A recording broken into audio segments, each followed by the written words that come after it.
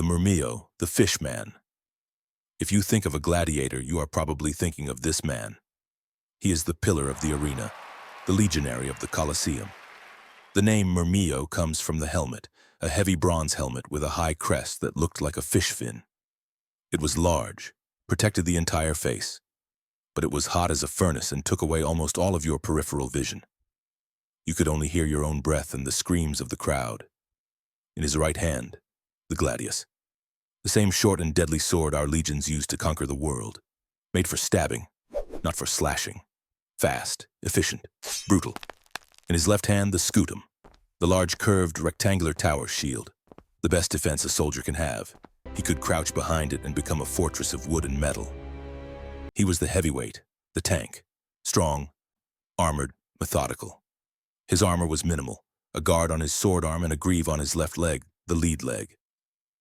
In the arena, he was the favorite of the traditional crowd.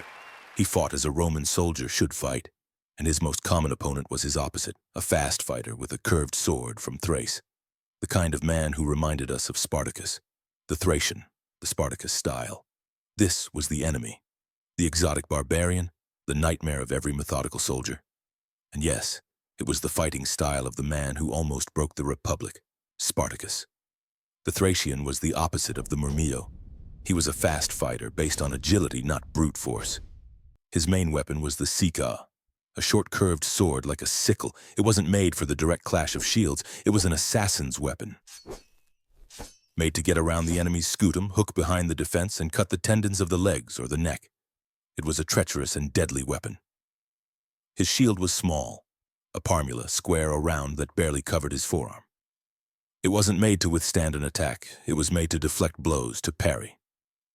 To compensate, he wore more protection, 2 high greaves on his legs as they were his main target and also his weapon, and a helmet with a griffin crest, a barbarian symbol.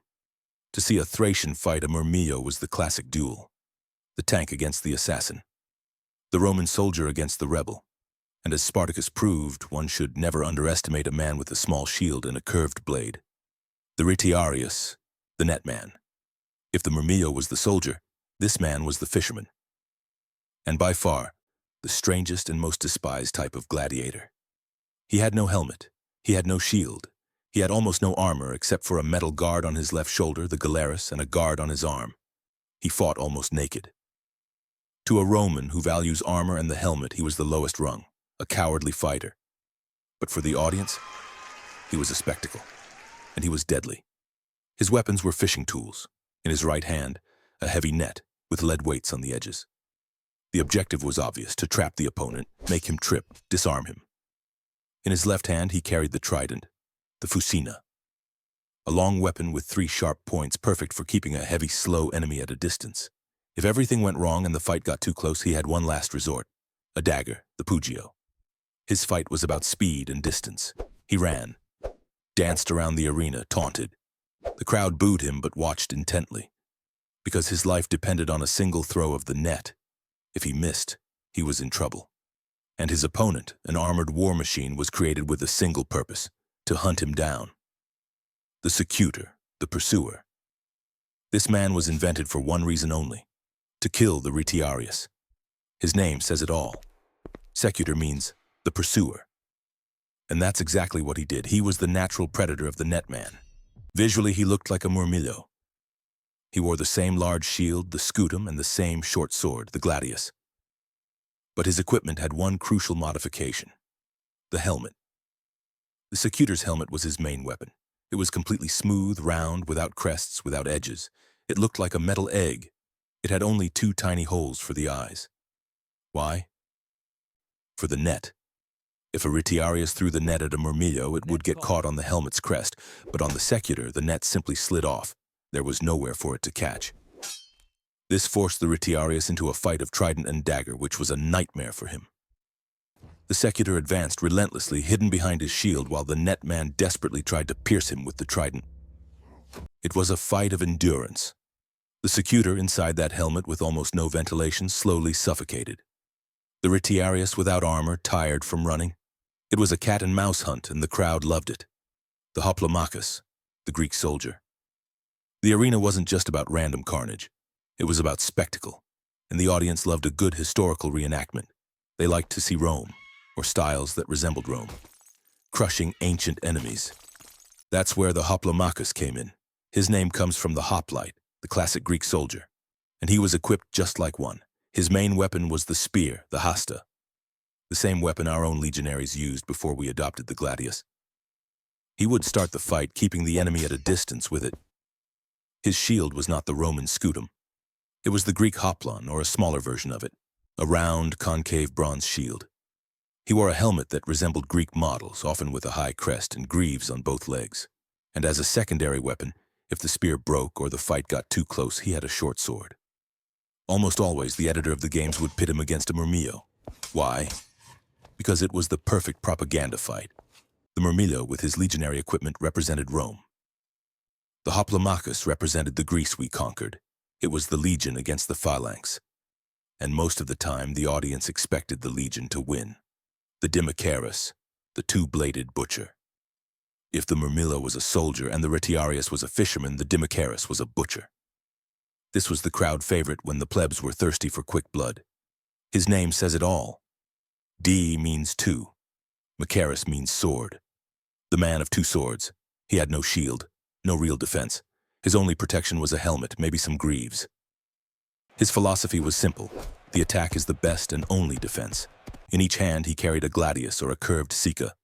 He was a whirlwind of steel. Watching two Dimachari fight was a spectacle of pure carnage. It was fast, furious, and incredibly technical.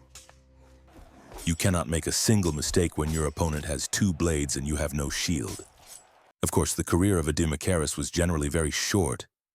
One mistake and it was over. But while it lasted, it was the kind of combat that made the entire arena stand up and scream. It was the brutality of war, distilled into its purest and most offensive form. The Equites, the knights. Most fights were fought on foot, on the sand. But the crowd liked a good opening act, and that's what the Equites were for. The knights. They always fought against each other, never against other types of gladiators. They were the opening attraction of the games. They entered the arena mounted on horses, not armored war horses, but show horses. They wore light scale armor and a helmet with a visor. They carried a medium-sized round cavalry shield. The fight began as a cavalry battle. They would ride in circles, throwing their light spears, the hastae.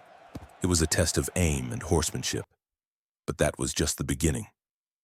The real spectacle began when they dismounted, or more often when one was knocked off. Once on the ground, the fight changed. They would drop what was left of their spears and draw the gladius. The fight, which began as a cavalry joust, ended as an infantry duel, foot to foot, until one of them fell. It was the perfect warm-up for the bloodbath to come. The Essedarius, the chariot man. If the Equites were the light cavalry, this man was the war tank on wheels. The Essedum was the war chariot of the barbarians of Britannia. When the divine Julius invaded that misty island, he was impressed by the skill of these men. They drove their chariots at full speed, ran along the axle, threw javelins, and caused total panic in our ranks. Of course, we brought the idea to the arena. There is nothing Rome won't turn into a spectacle. The Essedarius usually fought in pairs or against another Essedarius. He was the driver. Armored with a helmet, he would guide the chariot in tight circles in the arena. His main weapon was the javelin. He would throw a shower of short spears at his opponent, trying to cripple the horses or the other driver. It was a chaotic, noisy fight, full of dust and the sound of breaking wheels. And like the Equites, the fight almost always ended on the ground.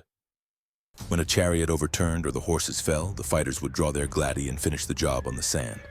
It was the heavy cavalry of the arena, pure spectacle, pure speed, pure chaos. And the plebs, of course, loved every second of it. And in the next video... Julius Caesar. Technically, he wasn't the first emperor. He was the last dictator of the Republic.